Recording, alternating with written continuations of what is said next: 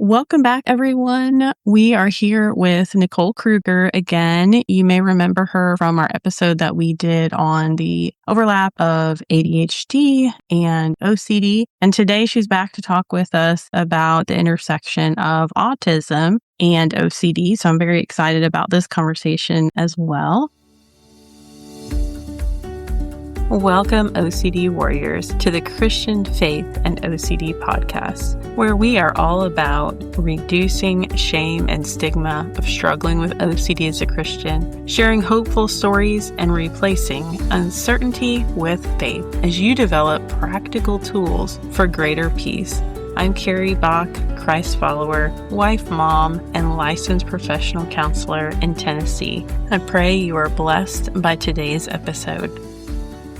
Nikole is a LMSW who practices online and in Grand Rapids, Michigan. So if you're in Michigan, you can find her at Nikole Krueger Counseling. We'll put her website in the show notes. Nikole, welcome back. Glad to have you here. Yeah, thanks for having me again. How would you define autism for someone? Autism is really neurological difference or a difference in the person's nervous system. Estimates are that over 2% of the world's population is autistic. So that's a lot bigger number than we previously really thought of in terms of having autism. It's very much a genetic disorder, a genetic difference, I will say. It's not a psychological disorder. So similar to ADHD, it's something that you're born with that persists throughout life and that really impacts how you experience and process and respond to the world and to the different inputs to your nervous system. It can impact how people experience different external and internal sensations. So think hunger, thirst, pain, noise, texture, light. It can impact movement patterns. So a lot of people are familiar with the concept of stimming or self-stimulation. It can impact communication styles, autistic people generally. Yeah, things like flapping hands or what kind of stemming behaviors might you see with someone? What might that look like? Yeah, stimming can take the form of flapping. A lot of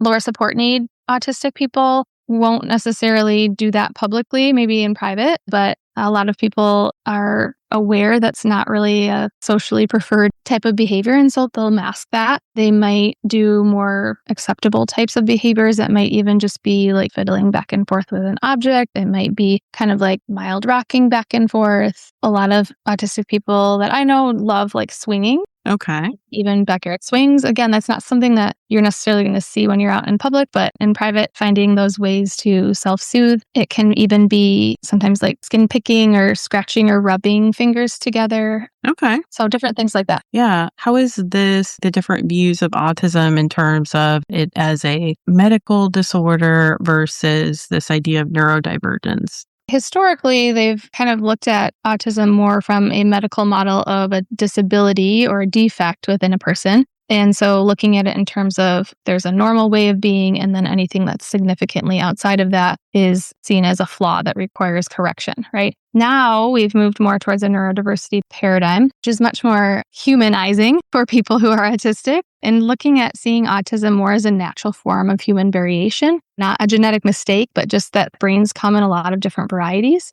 and that the disability really comes from the mismatch between the person and their environment. And that when that fit is poor, that creates these difficulties in compensation that cause kind of the outward impacts of autism that people struggle with, and that can cause a lot of misunderstanding or overwhelm in social situations or causing anxiety and such. I think this is an important distinction when we talk about intelligence, right? Because there are people who deal with autism who are quite intelligent. Whereas if you look at it as a disability, that doesn't seem to line up with what we know about other intellectual disabilities, for example. Yeah. And with autism, we do see higher than in the neurotypical population percentage of people who have neurodiversity is also having learning disabilities or intellectual impairment, but that's not the whole spectrum. And so many years ago used to be where we had the autism diagnosis and then there was Asperger's, which was considered kind of that lower support needs end of the autism spectrum.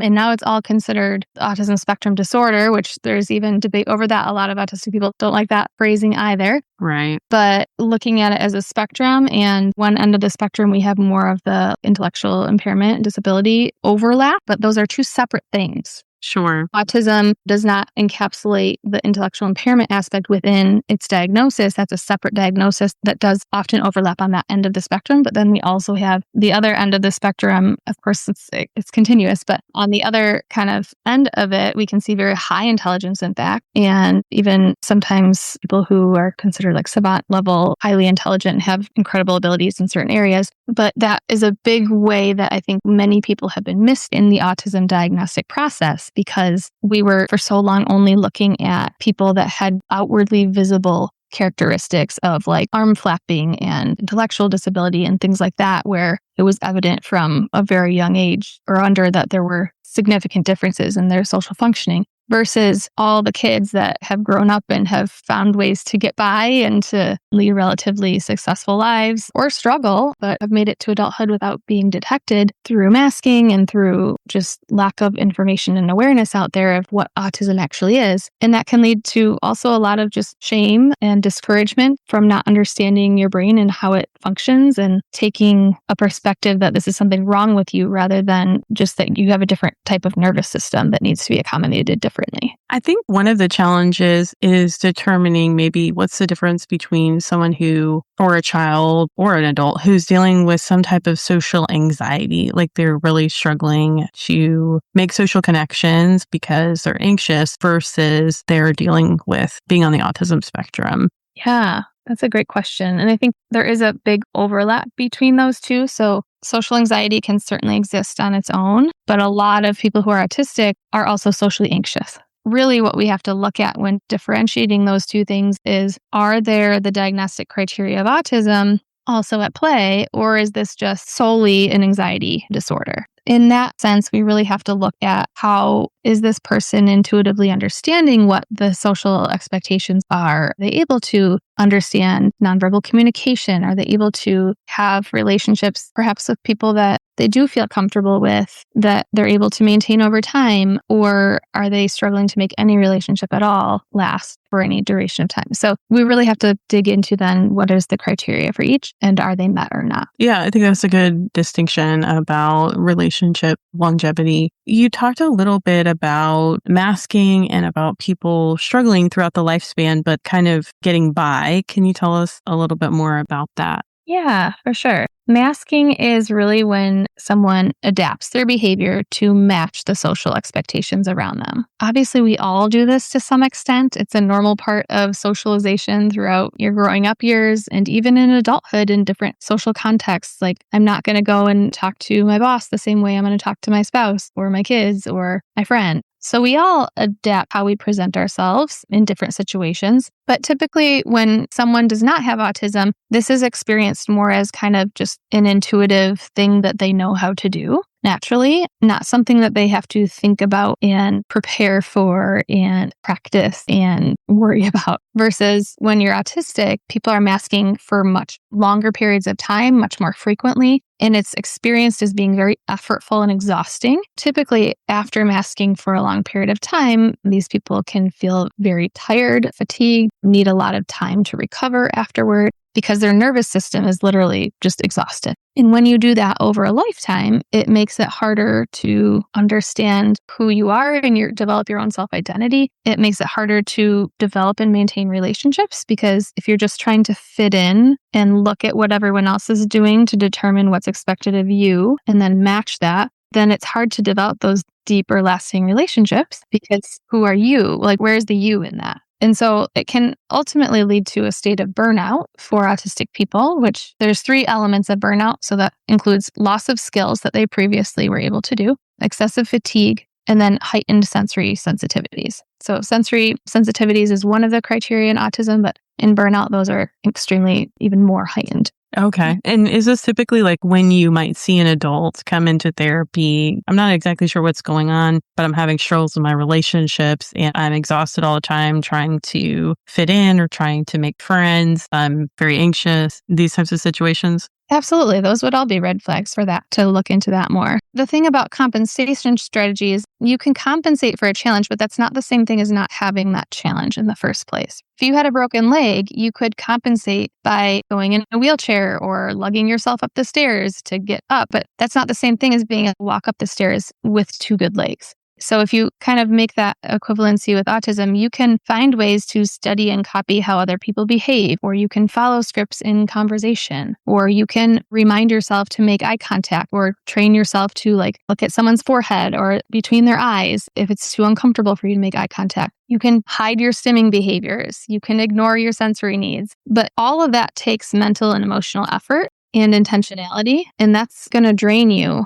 The more frequently you're doing that, in the more context you're doing that, it's just going to leave you feeling really dry and exhausted. And we actually do see in the research that people who are autistic seek therapy at much higher rates than non-autistic people, and that therapists very often feel ill-equipped to serve them because they don't feel like they have enough training in autism and knowing how to help these type of people. But obviously, it's very important that we get better trained because they're seeking care at higher rates and they need to better understand how their brain works so that they can create an environment that is conducive to their flourishing instead of just constantly trying to mask and fit in to what the rest of the world expects. Right. Sometimes in certain situations, it may not come upon a person's awareness until they have a child that is really struggling with school or really struggling in social environments to make friends, and they get assessed. And then the parent says, wait a minute, all the questions you're asking, I dealt with those things as a child, or I still deal with some of those issues. And that's an interesting parallel that can happen for people. Absolutely. Yeah, I see that quite frequently.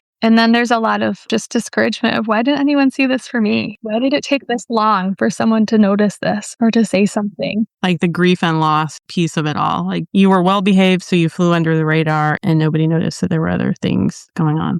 Right, exactly. And how much effort it took to reach the goals that you've been able to reach. Why didn't anyone notice how hard I was working and how it was different? Let's talk about this overlap of OCD and autism, because this is certainly something that I've seen more of in addition to the ADHD. Sometimes they all are occurring together. That's a lot to try to untangle. But how do you approach therapy in a way that really respects their neurodivergence while still addressing the OCD? What kind of adaptations might they need in therapy? I think this really starts out from the very beginning. If you're a therapist, I really encourage you to think through, what do you have on your website? What directions do you give people to your office? What do you tell them to expect during that first appointment?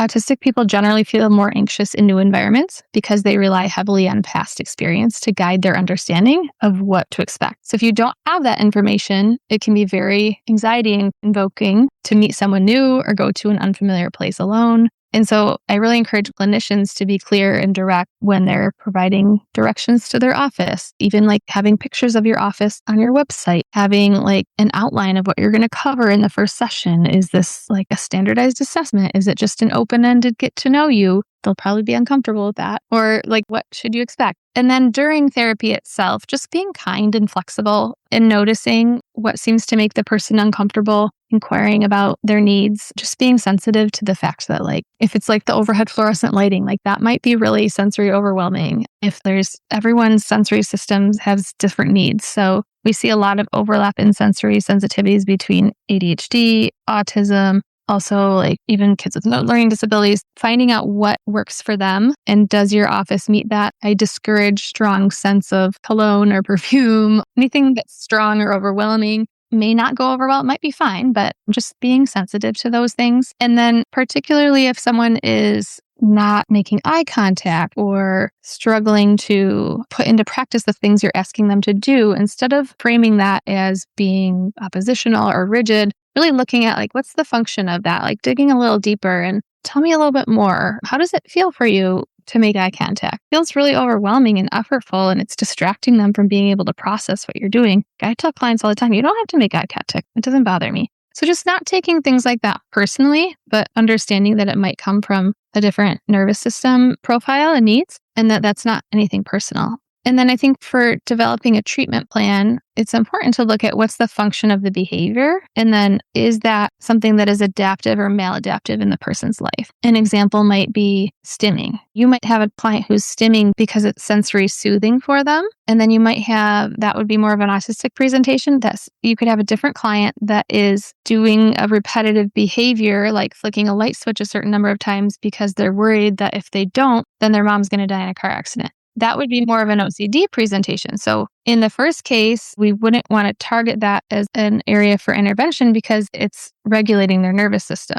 In the second case, we would want to challenge and target that as a point of intervention because it's a compulsive behavior that's reinforcing the OCD cycle. So you really have to look at what is the function of that behavior? Where is that coming from? And it's tricky when there's both because sometimes it's hard to figure that out. But really asking that question of the client, is this something that is soothing to you? Is this something that is because of anxiety? And making the treatment plan from there. I think what you're saying, curiosity is really key, is a great thing in our field. Obviously, we're taught to make evaluations. And so you have to be careful not to make your evaluations too quickly and to just be curious about like, oh, I wonder what this is about. And hey, I've noticed this pattern with you. I've noticed like it's really hard to make eye contact. What do you think is going on with that? And just being more curious about, like you said, why they're engaging in certain behaviors. What's the reasoning behind it or the functioning behind it? Absolutely. And I always find that personally, I like just being direct as well, but you can be direct and kind. But most of my autistic clients really appreciate and would prefer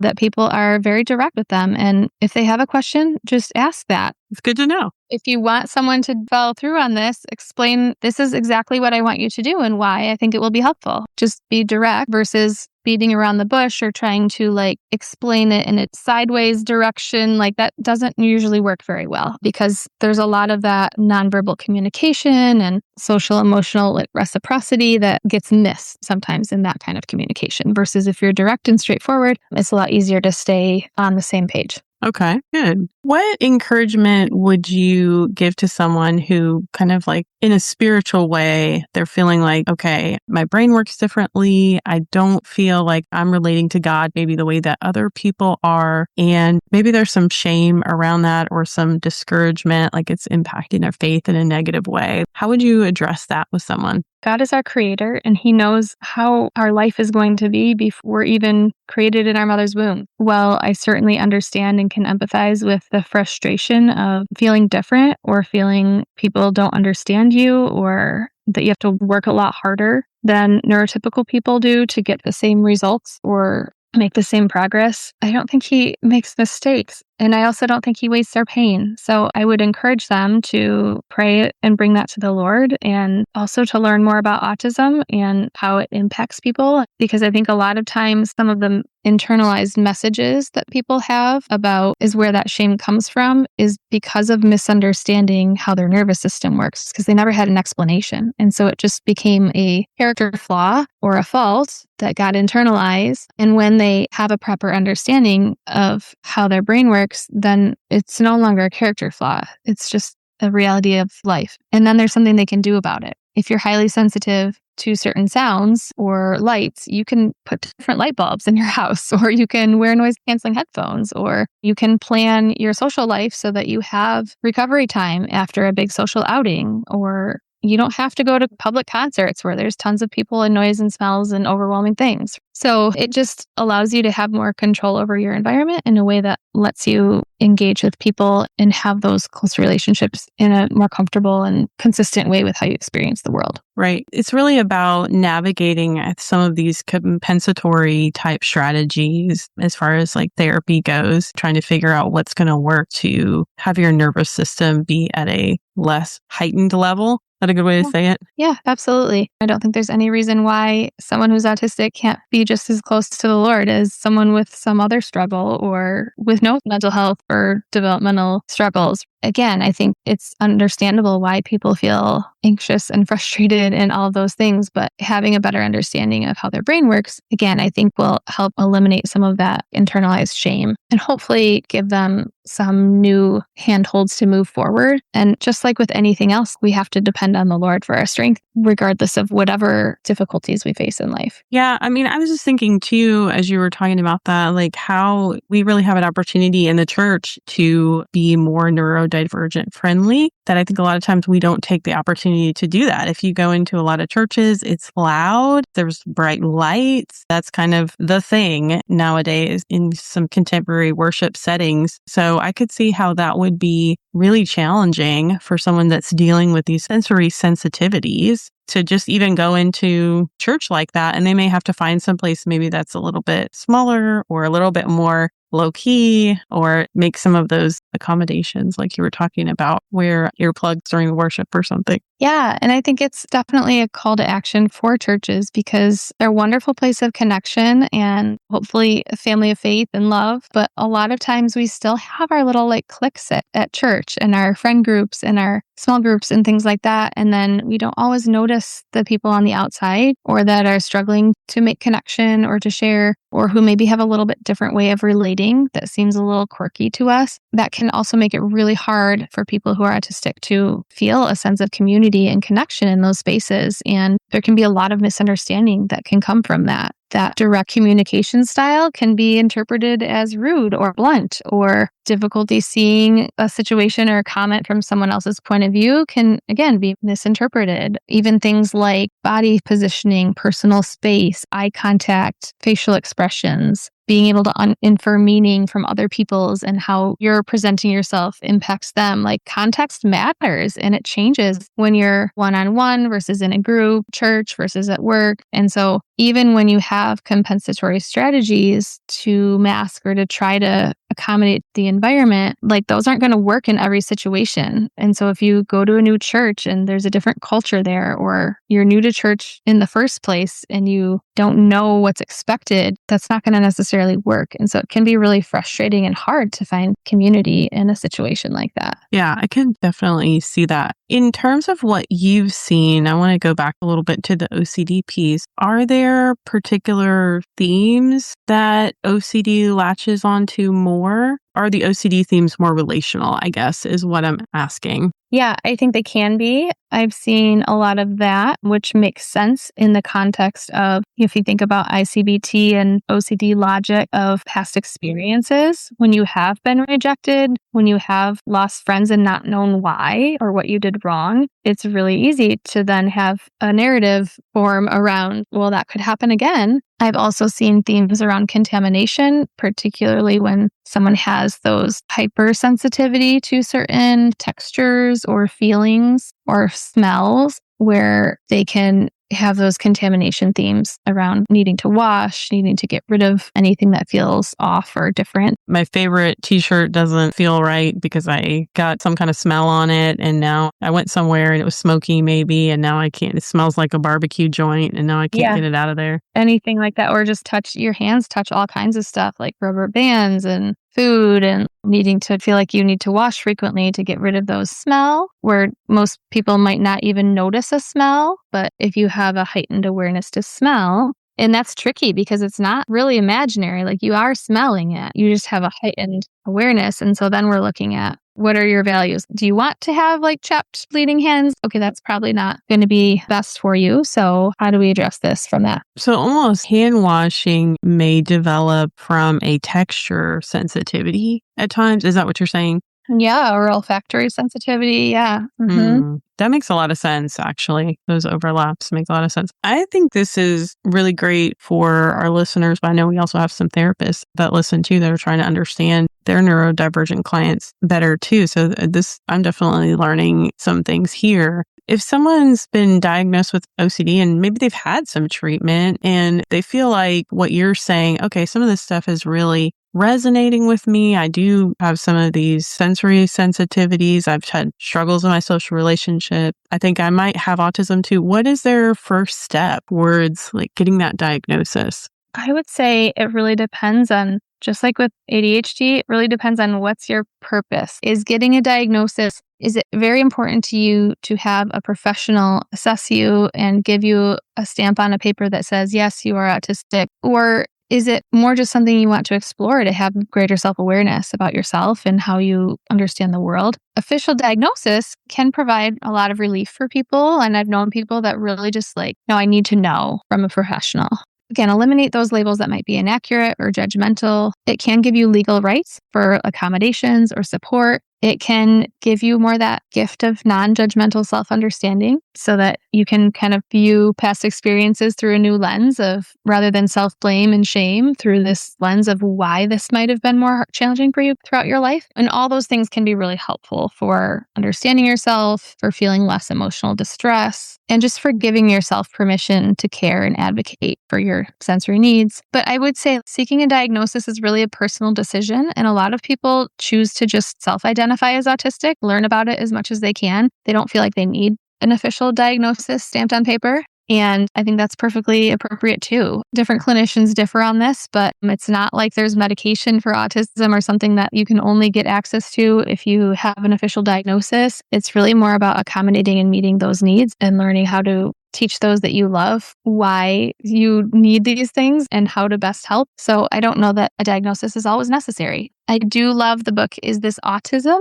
Okay, great. So you can link that in the show notes, but it goes through all the different criteria for autism and how it presents in people who are on that lower support needs end of the spectrum where they don't have intellectual disability, for the most part, fairly successful in life, but wondering if they might be autistic. Maybe they've had a child diagnosed, like you mentioned, and just trying to understand what could that look like if there isn't that intellectual impairment also. It's a great book. It is not from a Christian perspective. I will say, fair warning, in the autistic community, there's a lot of overlap with just gender spectrum questions in that whole community. So I think that's another area where I would love to see more Christians engaging with and helping people to wrestle through those questions, because pretty much anything you find on autism out there from a perspective, and I have not found much from a Christian perspective, will have LGBTQ gender type content as well along with it. So there is some of that in the book, but I think it still has a lot of really, really helpful resources and information that people will find helpful.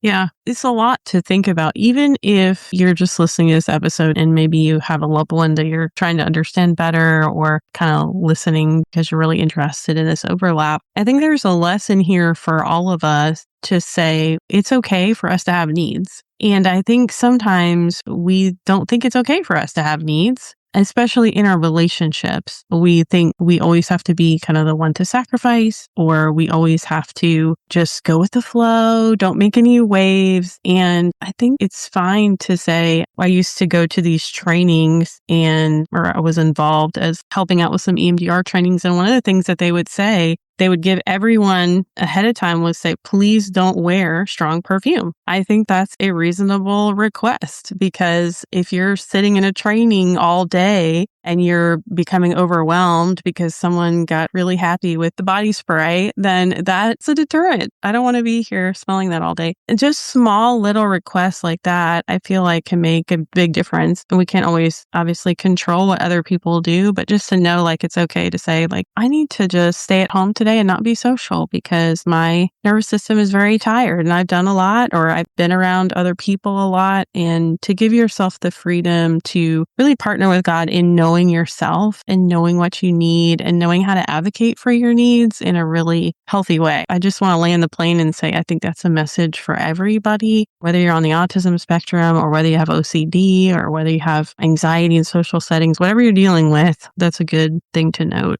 Yeah. And I think it's very interesting because I think a lot of the things I've said and even like encouragement for clinicians, like all those things are also really helpful for anyone who's neurotypical. Yes.